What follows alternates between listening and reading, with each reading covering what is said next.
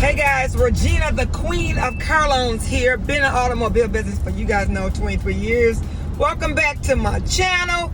If you just sliding by my channel or walking by or whatever you're doing, stop, hit that subscribe button so that you will be notified every time I drop a video. But anyway, let's get into today's topic. Super excited about today's topic is because when I give tips or I give nuggets, if these nuggets don't help you, they may help or bless someone else. Because I want to call it, I'm in the blessing game. Sharing information and sharing knowledge is important because the purpose of my channel is I don't want you to learn from your mistakes before you make that mistake. Or if you made a mistake, let's learn from that mistake. Let's not make that mistake again. Or bad things happen to good people. If a situation happened and it's bad and you need to get out of that situation, then you can always go back to my channel and take a look at some things I've talked about right now or in the past. Today's topic, we are going to talk about one thing you should do after you purchase that car, whether it's a new or pre-owned vehicle with bruised credit, not so good credit. One thing you should do, and trust me, I'm gonna bless you by saying this because it's just the small things you can do that will help elevate and take your life to another level. You're going to the dealership where you're thinking about buying a car, you purchased a car already, whether you purchased it 2 months, 3 months ago, or you just got it last week, and you're saying, well, what tip do you need to give me? Well, one tip I want to give you, even if you have not gotten that car and that new car or pre-owned car and your interest rate's in the double digits, I'm going to still bless you. One thing you should do is you need to go join a credit union. If you already belong to one, you get an A+ for today. A+ for today if you already belong to that credit union. And if you don't belong to a credit union, I'm going to give you a B-. And then once you join that credit union, you'll get an A. But the reason I'm going to give you A+ if you already belong to a credit union, because it's easier. If you're already a member, then you just don't have to go in there and talk to someone about joining. So anyway, join that credit union after you have purchased that new car or used car. Join the credit union. Why do you want to do this? Because you want to be able to hopefully refinance your automobile loan if you're in the double digits. Now, what is double digits? Anything over 10% is double digits. Or anything over 9%. 10% is double digits. And if you in the 20 to 25% interest rate, depends on what state you're in, because I was talking to a friend of mine that lives in Atlanta, I'm sorry, Miami. He said the highest interest rate there is 28%.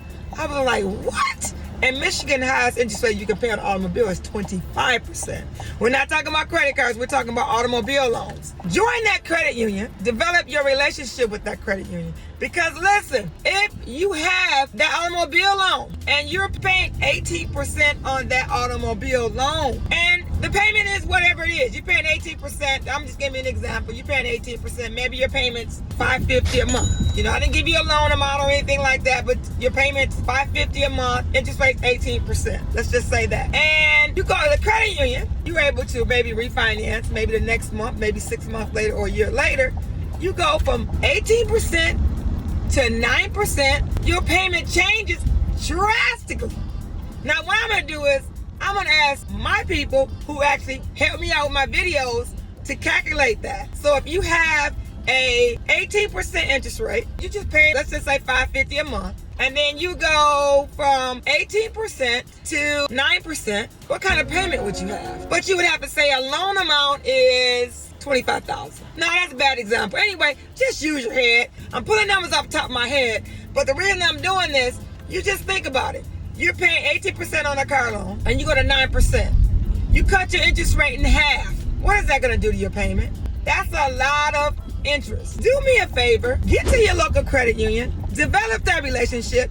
If they say, no, you cannot refinance the next month, I was just telling the customer today, you go back 6 months later, you go back a year later.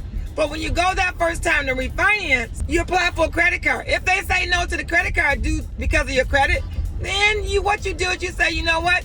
Can I apply for a secure card? Whoever's just coming over to my channel and doesn't know what a secure card is when you borrow against your own money. You put your money in the bank and you borrow against your own money. So if you have a $500 you put into the bank, you borrow $500 against your own monies. And what they're gonna do is they're gonna report to the credit bureaus. Pay your light bill, pay your gas bill, pay somebody. That's a creditor. Guess what? They report to all 3 credit bureaus. You want that. Your best friend should be who? The credit union. So get on over there, join your local credit union or join a credit union. And if you already belong to a credit union, again, you get an A+. If you don't belong to one and you need to get over there and join one, you got to be B-, but a B. But that's just my one quick tip today. When you buy that car, whether it's a new or used vehicle in the double digits, get yourself over to the credit union and develop that relationship. Credit unions are for the people, by the people. They're owned by people. So get yourself on over to that credit union. All right, guys. See you on the next video.